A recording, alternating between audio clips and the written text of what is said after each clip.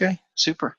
Well, everything that you've talked about so far, Lisa, is a function of the CMDB and certainly can be handled by Cherwell, and including, once you have those things in there, the ability to relate any kind of service records, incidents, problems, changes, projects, whatever, to that CI, and to be able to, from within the CMDB, look at all those records associated with that CI. So if you wanted to run reports on, on specific server types or specific machines that have a specific kind of NIC card in them because they're constantly failing, whatever. There's that ability to do that from within. So that's pretty high level from a process perspective. I am going to get out of the way and let Dean take you through. You can ask all the questions you want to. Dean, do you have any kind of hard stop? I do not. Okay, good. All right. You can stop listening to my voice now, and it's all yours, Dean. Perfect. Okay, so the system that I'm going to show you out of the box is the database, or at least the out-of-the-box functionality that comes with the database version of 9.4. There may be some differences between what you guys have in your system versus what I'm going to demo today. So any of those items that you find very useful or that you are interested in having in your system, just keep high-level notes on those, because we'll need to validate that it currently exists and functions the same way in your system. But currently, I have on my screen is the dashboard for the CMDB out of the box. It shows CIs being repaired. Hey, go ahead. I don't see anything being displayed, at least on mine. I can see it. I can see it as well. There might be here. another screen. Oh, okay. You might have maximized there it goes. separate screen, Mark. Oh no, I got it. I'm good. Perfect. So CI is being repaired. This is typically linking to a status field within the CMDB of a status equal to being repaired or in repair or out for repair. CI is currently down. It's just a simple dashboard that gives a count based on certain variables or metrics within the system from the CMDB as a whole. Events by CI, this is just a bar graph that tracks all the events by CI with a total count. You can drill into each one of these to see more and more data. Let me switch my view. This is a clean out of the box, so let me switch this to a grid. So it tracks certain events. The event tracking is another item within the Cherwell system. Typically, event logging that's triggered via email and associated CIs. There would be an email monitor that is configured with that to link the specific CI. So you can filter this on any date time, just like any standard dashboard within your system. If you can think of it, as long as the data is being captured, we can represent that data in a bar graph and other different ways. So in this out-of-the-box CMDB, we have a total of 38 computers, gives the total count, and we can drill down into those. So I'm going to take a look at the computer CIs. Actually, let me go ahead and go to the actual full CMDB. So selecting tools and then CMDB, you can see how your current system is configured. There may or may not be sample or production data in your system. I haven't taken a look at it. But this gives the full view of all the configuration items. There's a total of 69 records within the system, and they're broken down by CI type.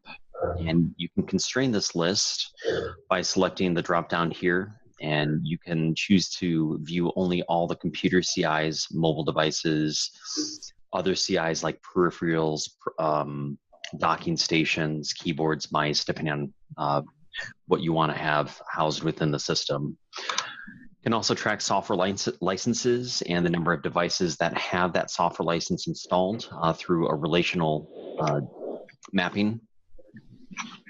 Telephony equipment, so we can slice and dice this as many different ways as you'd like. But each one of these are a unique table that are all part of a parent table called configuration items. So you can have different properties for a computer versus a mobile device. Case in point, you might not have an IEMI number or a SIM card number for a computer, but you have it for a mobile device, or an IP version 6 address on a network device, but that's not available on a printer or software license. So we can customize each one of these forms uniquely to what you need to track. I'll jump into one of these computers, and if you have any questions, feel free to stop me. But I'll jump into one of these computers that are in the system. Just like any other business object within Cherwell, we'll have a form that displays all the metadata. On the left side, this is indicating that this is the computer table. It has a workflow. It's active all the way through to destroyed or salvaged, whatever your statuses are within your environment. So you're able to track and customize each of these statuses per CI if you'd like. And the different statuses are active, down, in repair, in stock, ordered, planned, retired, so on and so forth. Total number of open incidents against this configuration item would be counted here. There's a space for primary user, which ties back to the customer table. So if I took a look at this user, I'm just going to click this go to button to bring up a pop-up of this user record. Let me maximize this. So here I have Eric Cox, has all of his information, and I believe that you guys are tied into Active Directory for pulling in user accounts. So the metadata for that data source will be shown here on the top. But under CIs, this is where that computer is going to be linked. So from the customer focus, this becomes very useful if you're going to onboard or offboard an employee. All of their linked CIs throughout the entire life cycle of that employee could be captured here. So that when you go to offboard, you know how many computers, how many cell phones, how many devices that have been assigned to them that you'll need to get back from that employee. So it is linking back to the customer record, but there's additional metadata here. So you can have the owned by section here could be identified that based on this user, IT management manages this specific computer, or it's this service desk or this physical location within the United States, depending on how you have your service desk divvied up based on your physical locations. You can have a specific owned by team that gets alerts for incidents that come in where this one device is selected. And we can also drive ownership, SLAs based off of this as well. So if it happens to be a server equipment, it could be automatically assigned to the networking team. And if it's a vital piece of equipment based on the primary use, this field, if it happened to be an infrastructure piece of equipment, for example, and Chuck, you can probably speak to this better than I can, but that could have a higher SLA priority than, let's say, an individual workstation here. Underneath the I want to section, just like with incident or service requests, there's different options. These are just driving one steps. I'll talk about the CI network map here in just a moment when I get to a server. But you can mark as in repair. This just simply changes the status. You can choose to change the status directly. It doesn't necessarily follow a linear workflow per se. It would just have a beginning state and an end state. So you can modify the workflow or the current status of this configuration item here. There's different visibility, just like with any other object within Cherwell. We have journals. We have baseline changes that follow the audit history for fields changing. So let's say that I change this from Eric to Henri, and I save this, it will capture those changes. So you can find out what the baseline changes or the entire history of what occurred with that CI since it was purchased all the way through to when it's destroyed or no longer functional. You can capture all those changes. On the right side, under details, we have the metadata. The asset tag is what uniquely identifies or is the friendly name for this piece of equipment. It can capture the serial number, the manufacturer, the current operating system. These fields can be mapped to SCCM or any other product that you have, as long as we can build a connection to it. We can pull in the IP address under the properties network section, the IP version 6 address, the host name, any of this information. And we can also capture financial information. So we can pull in purchase order, purchase date, in-service date, last audit date, purchase price, vendor, part number, anything that you can think of that you might want to contain within the metadata of this computer configuration item, we can capture within the record itself. And this would differ from something like a cell phone. Let me bring up a mobile device.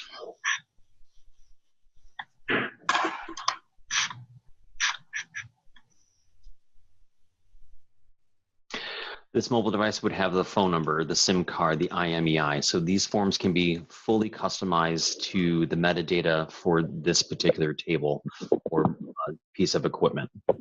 You can select the vendor, it could be Verizon, Android operating system version. Even though it's not discoverable, there are certain items or what you may consider as assets that you're going to be managing manually. So this information can be tracked. If you can think of it, we can add the fields and capture the data throughout the entire life cycle of what you're looking for. Hey, Dean. Sure. Hey, this is Charlie. Hey, back to the other one. Well, this one, I think this would be a great place to hold the licensing too, but back to the actual computer. Mm-hmm. It captured all the information, like the hardware and stuff. What about applications on the software on there? Good question.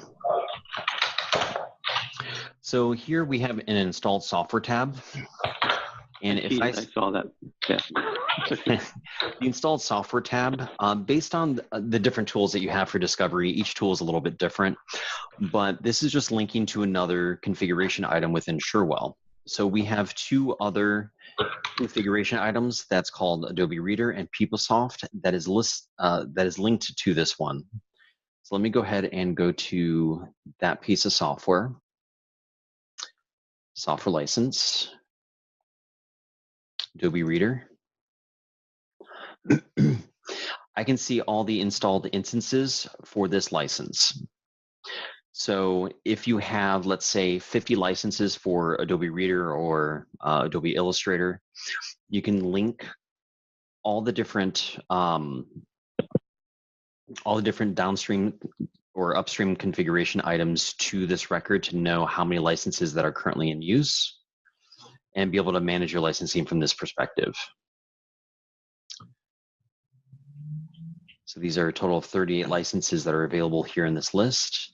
And this, how do you, excuse me, Dean. Go ahead. How do you do software license management today? It depends on the software license. I mean, it's tracked different ways. Sure.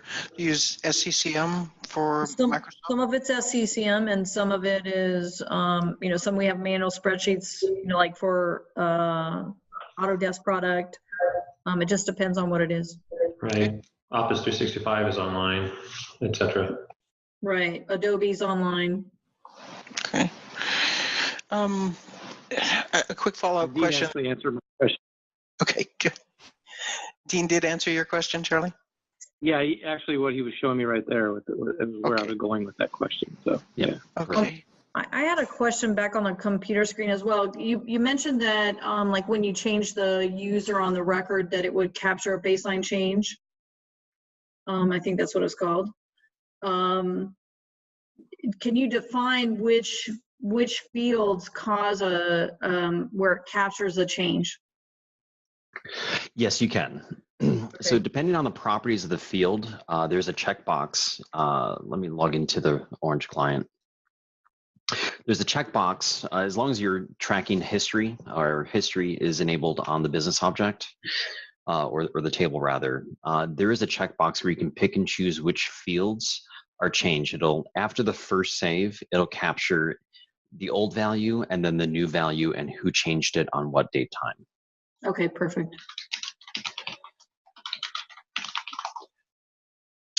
The only caveat there is multi-line fields or very long fields. You probably don't want to audit those because that's a lot of information, especially with rich text fields. I don't think that is an option on those. That's the only caveat that I can think of. But from a computer standpoint, let me bring up this form.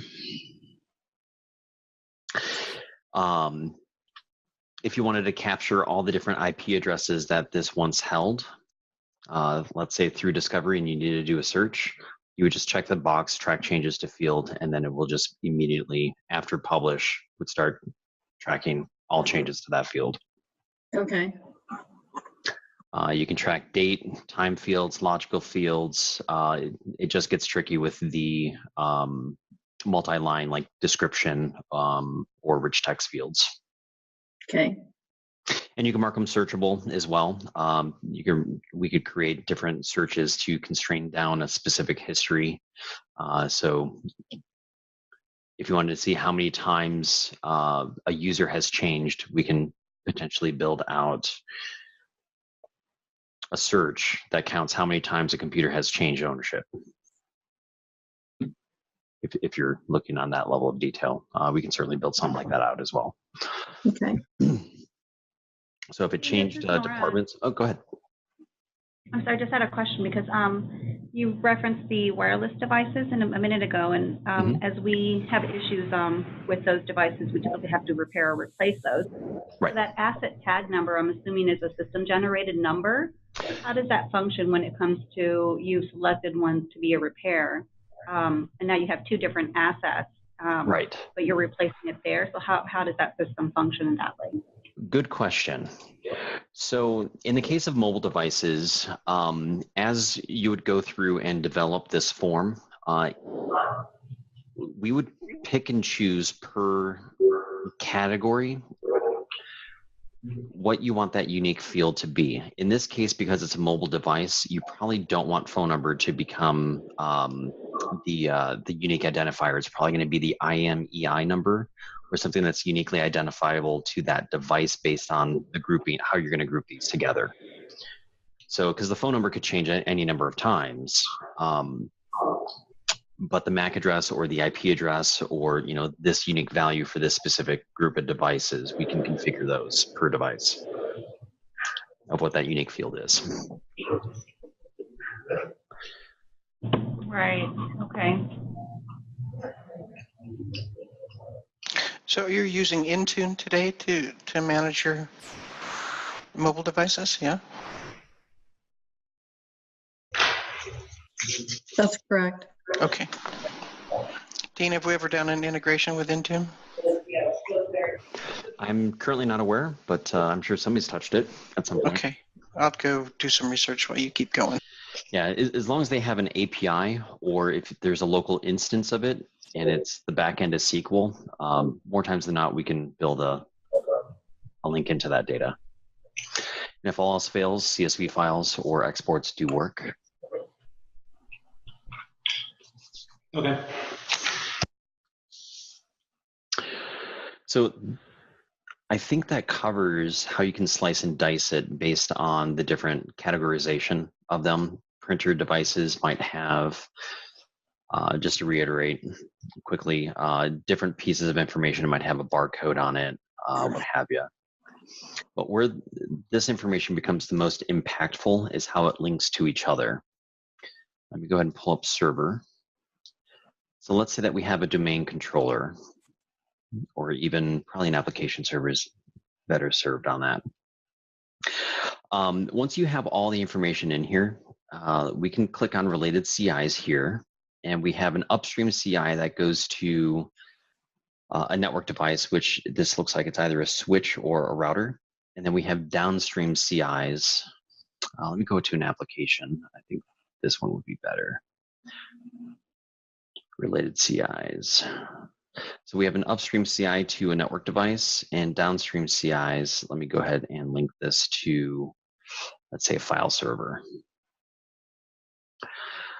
You have a CI network map that gives you a visual representation of how this device lays within your entire organization, depending on the relational database. So we have the application server here. So we have a downstream CI that goes to a file server, but the app server is also connected to the core switch, which is then connected to the main firewall, which then goes to the ISP. So if this app server goes down, it's going to interfere with this file server. It's not going to be able to be accessible outside the network, so on and so forth. So this gives you a good representation of everything. you take out. Hey, Dean, this is Charlie again. Sure. This is probably stretching it very, very thin here, but can you create one steps to attach to like the configuration items to send an email? Like I wanted to send an email to anybody who's on a certain application server. I could click on that app, that one step, and it would populate the distribution group and send it out like that. Yeah, we can step through, grab anybody who is related to that. We can build a field that can capture everybody's email address for sure. So anybody who has an application installed, we can create a one step to send a notification that says, hey, Cherwell's being upgraded this weekend or is being transferred to on-prem. Please log off, log back on. These are the new instructions for sure. We can definitely do that. Perfect. Okay. I mean, besides That would have been handy last weekend. Right? Yeah. That exact verbiage. No, I think change management would be great with this CI map here too. So. Yeah. So as long as you're capturing all the useful information within the actual record itself, it becomes more powerful when you're dealing with incidents and other objects within Cherwell. So within an incident, let me go ahead and create a new incident here. This may or may not still exist on your form, but the out-of-the-box functionality should still be there. I'm going to create a ticket for Henri. Hopefully he's still part. There he is. I can say my laptop is broke.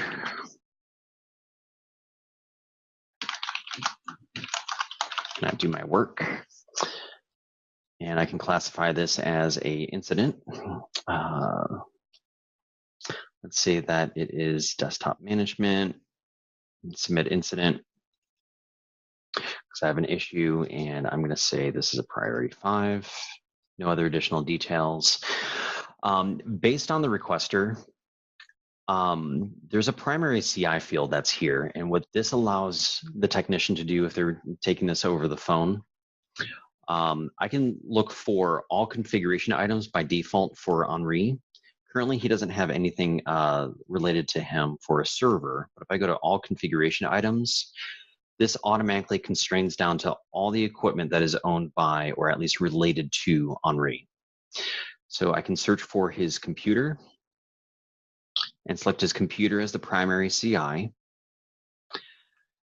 But above and beyond that, if he has any peripherals that is also related to this, I can add, let's say, this is a network device. I can add those all within the configuration items tab here and save this record. At this point, viewing it from the not only the incident record, I can see all the related configuration items, but from the configuration item itself, I can see all related incidents that have ever been submitted for this particular piece of equipment. So from an incident perspective, let's say related records, incidents, I now have a new incident that was submitted on specific date, time, what happened, and see the entire workflow. So from a reporting standpoint, you can say how many HP or how many Dell Precision 7510s do we have where the keyboard has broken, or depending on your classifications. You can run powerful, more impactful reports based off of how many incidents that were received for a particular model of equipment. So as long as it's being tracked and it's being linked, of course, you're always dependent on everybody performing these actions, but it becomes more powerful to pull more information out that is more impactful to your organization. So that's from an incident perspective. You can link all primary CIs, but just like with incident, if you're leveraging problem, the CMDB expands out to and touches almost every single business object, major business object that's out there.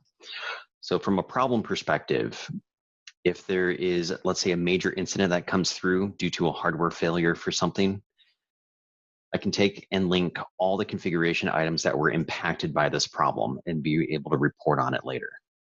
So when this network went down, these core applications were affected, which then led to a change request. which then leads to this. So that it gets more impactful with linking all of these together. And let me go, speaking of change, let me change to change and show you change. Are you using change requests currently in Cherwell? We are. Yes.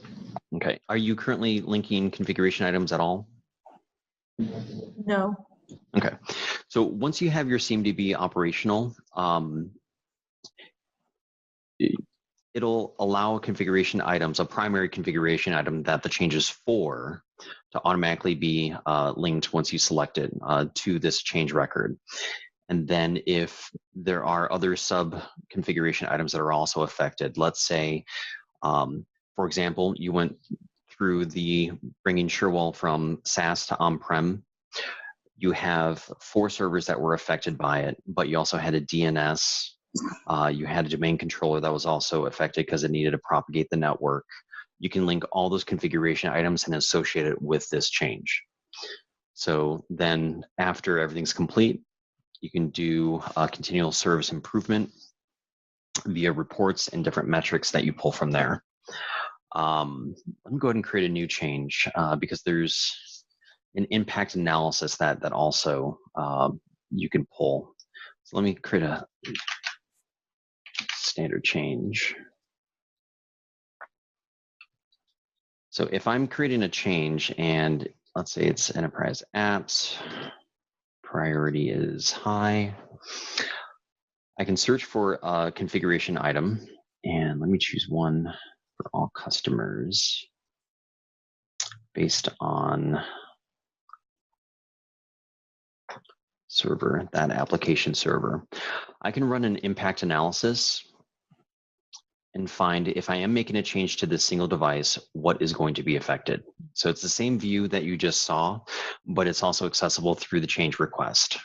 So as a CAB, when the CAB meets to decide whether or not you're going to approve this change request from moving forward, you can see what impact that this one change to this application server is going to have to the entire organization from beginning to end. That's cool. Mm-hmm. Making one simple change, sometimes it doesn't go so smooth. Yeah. And if it's classified as a standard change and you pull up this impact analysis, and you're like, no, this is not a standard change. You're making this one change and it's affecting the firewall. You can deny it immediately through that impact analysis.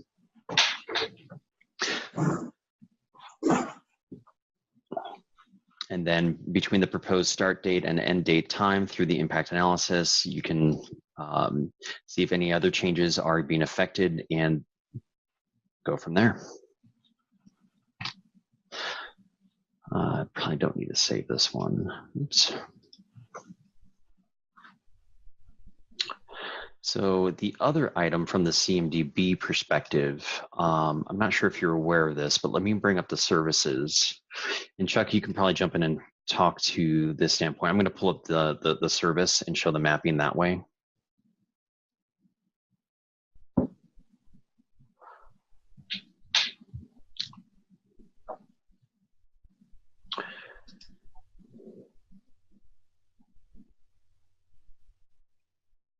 So from a service standpoint, when you're talking about your service catalog from that perspective, and ensuring that all the services that you're providing is being useful and impactful to the organization, from a service standpoint, you can also have a visual representation from the service perspective of all the CIs that you're supporting from offering this service. So let me take out the OLA, underpinning contract, service agreements, and just show CIs. So with this service of email calendaring, you're affecting this email system and any other downstream items. So by providing this service, once you have everything linked within the configuration management database, you can see how impactful that your services are and still go through the continual service improvement lifecycle. Yeah, I kind of look at this really the other way around. I kind of look at it as I can look at this and see what configuration items really support that service. So that again, if I'm doing a change, I can see that if I'm going to make a change to this particular CI, this is the service that's going to be impacted, and therefore this is the impact I might have on the business if something goes wrong with that change, or if it doesn't work the way it happens, or there's some excessive downtime or something like that. So very useful for that purpose as well.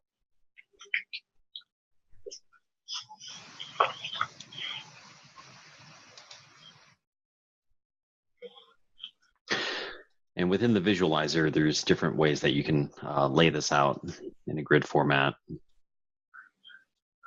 And I believe you can still export this. Yep, print, export, you can even email it. So from a visual standpoint, there's a lot of capabilities within the system. The core challenge is getting the foundational aspect built within the configuration of the tables, the business objects, the fields, all the metadata that you want to capture. From a CMDB perspective, it can link to incidents, service requests, and if you can think of it, I'll use the example that was brought up earlier, the entire life cycle from beginning to end of requesting a cell phone. That cell phone gets procured, it gets associated with a user. Certain devices could be swapped out with that user, but at the very end, you can track who that cell phone was, who was using that cell phone, when it was assigned, when it moved into delivered status, and at the very end for the offboarding process to make sure that it's either deactivated, retired, marked as lost, stolen, and it can all tie back to your entire onboarding, offboarding process as well. Same thing goes for applications, computers, software licenses, all of it can tie right back to the customer and or driving to enhancing your current service offerings. We had another client that wanted to go through the onboarding process and automatically know, based on the physical location that a new hire is being assigned to, whether or not there was in-stock items for a standard laptop. And if it wasn't in stock based on the CMDB count, that it automatically created a procurement task. Or if it was in stock, it would create a configure task and automatically know your inventory levels. And if your inventory gets less than 5 available, to automatically create a new service request to purchase new equipment for that specific location or for that team. So it can get pretty complex and pretty automated, but if you can think of it, it could probably be done. You mentioned earlier that you want to track telecom accounts in here. Are these basically telecom circuits, or when you say account, what specifically do you mean? It could be a data circuit. It could be a POTS line. Okay. Fax line, elevator line. Okay, so it's the different circuits than themselves. So you're going to have equipment associated with those circuits, I would imagine, and all of that. So that, yeah, I mean, this would be great because you could then associate that hardware to those particular circuits. You could track incidents to those circuits. Can help an awful lot with vendor management of being able to make sure that the vendors and the suppliers of those circuits are living up to their SLAs, and being able to track some information to help manage those. So it's something I see quite a bit, to see people want to track circuits as a CI. Not really that unusual.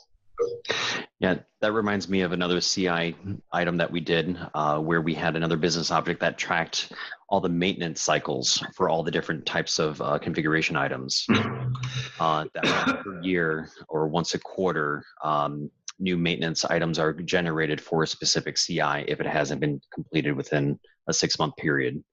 Like inspecting an elevator telecom emergency line, if the elevator gets stuck, you have annual compliances that you would have to do.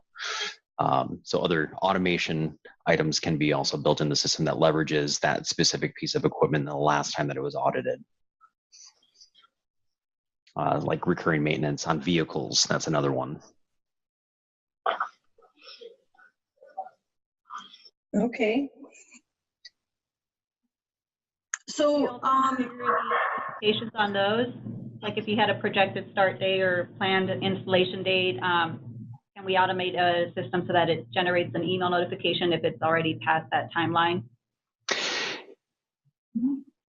So speaking from the standpoint of a computer that has, let's say, a service request to install a new computer and it's set for a future date time, something like that. I was thinking more in alignment for telco, for those installations or tracking of those devices. So either way, just a notification where there's a field where it has a projected install or For sure. maintenance service coming up for expiration where we can automate a notification on that. For sure. And we can even tie that back, as long as we're capturing a date, we can tie that back to even a calendar for a specific person. So if somebody has a schedule that they need to perform, we can even set up an automation system to where there's an automated Outlook calendar invite that gets emailed to them and added to their calendar. It's also available within the calendar within Cherwell. So on completion of a request, if a specific date time is required, we can build out an automation process to automatically email a calendar invite as a reminder. So like for upcoming lease, like copier lease renewals, telco line, contract expiration dates. Mm-hmm. We can do future projections. We can do a report listing. We can do all of that. Correct. If you're going through a refresh cycle and you want to know how many 17-inch monitors are still out there, they should be 24 widescreens. You can see how many are out there, at which locations, the last audit date time, all of that. So you could probably even set up a one-step to create a ticket for a tech when something comes up on the hardware replacement list. Correct. Okay. And we can even step through it as long as they're the owned by team.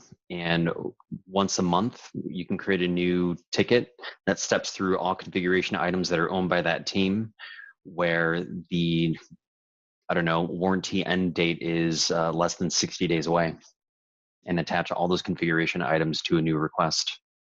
Okay. So, Dean, I hear you saying if you can think of it, Cherwell can do it. For the most part. And I think that's a fair statement. It's just data conditions driving the ability to create or update or close or notify or call an executable or Correct. run a script or whatever it is that you care to do. Cherwell has the ability to make that happen based on any given, no matter how complex, data condition that exists. Yeah, and here's another item under incident actions. Let's say that I have an incident relating to a specific user that has a configuration item automatically attached. If I'm using the rich client, there's integrations into PowerShell where I can remote control the computer. I can ping the system automatically. I can reboot the computer remotely. We can build one-steps to automatically perform actions that they would normally type out into a PowerShell command. Reset a computer account password. Reboot the computer, pull this log, lock them out, what have you. That'd be helpful, Charlie. Reset password. Yep. So very similar to launching a Skype message. I think I saw that in your system.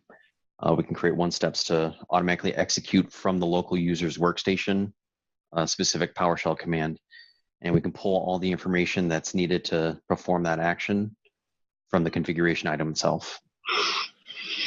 Right. I was going to mention it earlier, and not to be a naysayer on Cherwell here or anything, but one of the things that I've talked to several different people about when they've configured their CMDBs is they've done just like everybody else in Cherwell has done. And like the statement was made that if you can think it, Cherwell can do it. Well, that's actually a negative on most parts. They start to over-configure their system. So we want to make sure we keep it simple first. Right. Yeah. So can you go back to configuration? Go ahead, Charlie. Oh, no, I was just finishing up. All the tools are great, but we want to make it work. So, Right. Yeah, we need to go to the basics first. Yeah. So can you go back to a configuration item that's not tied to a specific user? So I can see one of those again, like a printer, or maybe it's a shared device.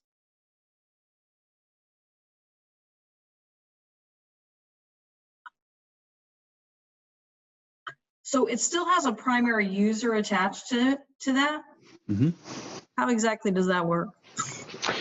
So the primary user, this field is validated against the customer table. It's not a requirement. So even if there was no user, let's say that it was a shared device, you just leave the primary user empty. Okay. Yeah, because like we have copiers that are, they're obviously not assigned to an individual. Right. But if you happen to know who services that or who the point of contact is and having that information in there to automate certain items, that's up to you if you want to have that populated or not. Okay.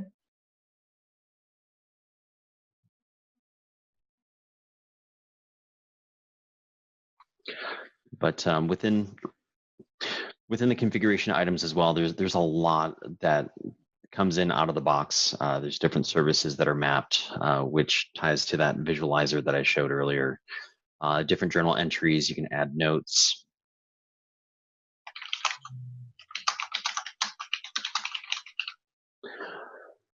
You can link contracts to it. So if a specific computer is tied to a lease agreement, you can tie that lease agreement contract or maintenance agreement contract to this device as well. Different SLAs that are related to this, the problems, all the different change requests.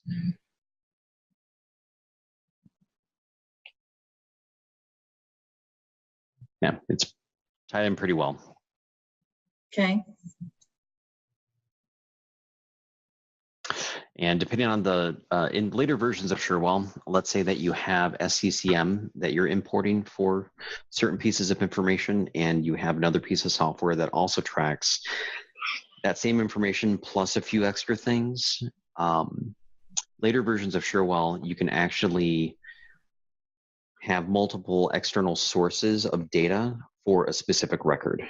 So let's say that you're tracking IP address through SolarWinds, but you have the support contracts being tracked by your finance department. And it's two separate databases. You can have multiple external sources of data to update a specific record. And you said that's in older or newer versions of Cherwell? That started with version 9.4. Okay.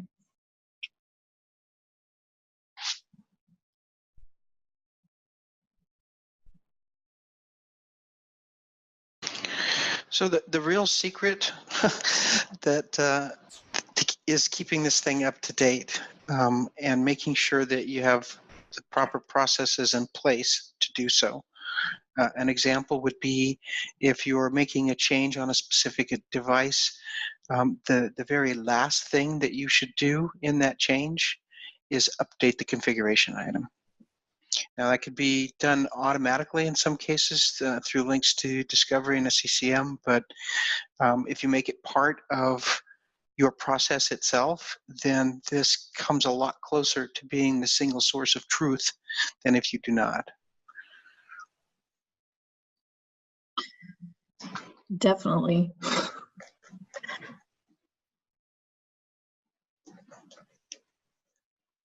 So there's care and feeding that goes into CMDB, but once you get it down, it can give you a complete picture of your environment. Let me ask you this: do you have to manage and take care of any cloud environments? Yes. Okay.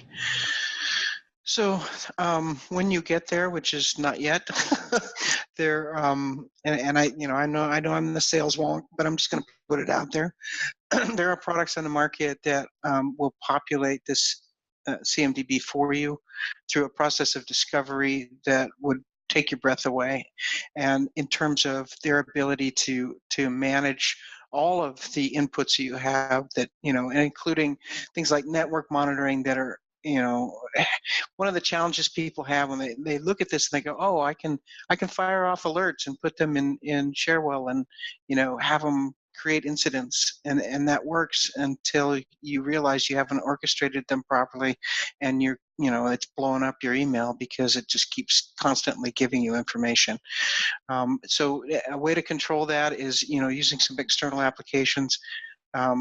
If and when you're ready to talk about that, let me know. And I've got just an amazing piece of equipment that we've just taken on as a product line. I'm still learning about it, but they have a pre-written integration to Cherwell as well, that allows you to manage not only what is in your physical infrastructure, but in your cloud, your hybrid cloud, your public cloud, whatever you need. So it's an interesting piece. I know I would always love you to spend money, but I also want to make your life easy. So, if you have interest, let me know and I'll present it to you.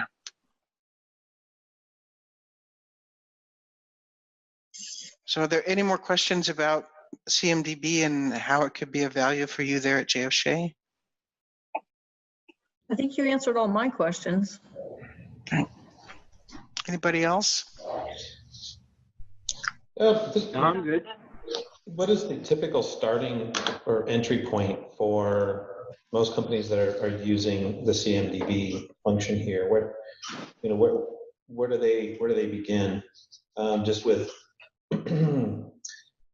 just massive CSV upload, or is it? Regardless, it seems like there'll be quite a bit of a manual process initially. So Dean and Chuck, I'm going to let you guys take that because you're close to the ground and I'm not. Or maybe perhaps there's a different approach for every organization, but typically there's a common approach to integrating this. I mean, what I typically see is, people want to control their desktop environment first because it causes 80% of their issues.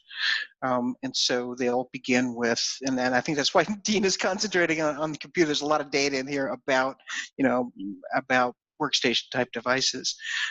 So getting those discovered, which I assume you're already doing. You sound like you're almost a 100% Microsoft environment, at least on the endpoint user, the client user. Is that correct, or do you have different types of devices besides Microsoft, like Mac or we Linux? do have some Apple devices. Okay. So they're kind of outliers, or here's the thing: SCCM, will discover everything, but it really doesn't help you manage and get a deep amount of data on things that are not Microsoft. So, I don't know if you have JAMF or some other discovery piece for Apple devices, but it really doesn't matter wherever you get that data from. Most people that I have seen in my career will start with managing their computer landscape because it's the one that drives them nuts. But I don't know who was speaking earlier, but yeah, people do it for different reasons. So it really kind of depends on your business driver. For you, if your big struggle is tracking telecom circuits, well, start with telecom circuits. Yeah. That's pretty much what I was going to say, is that typically you want to look at where your biggest problems are that you can solve with a CMDB, and that's the area you really concentrate on first.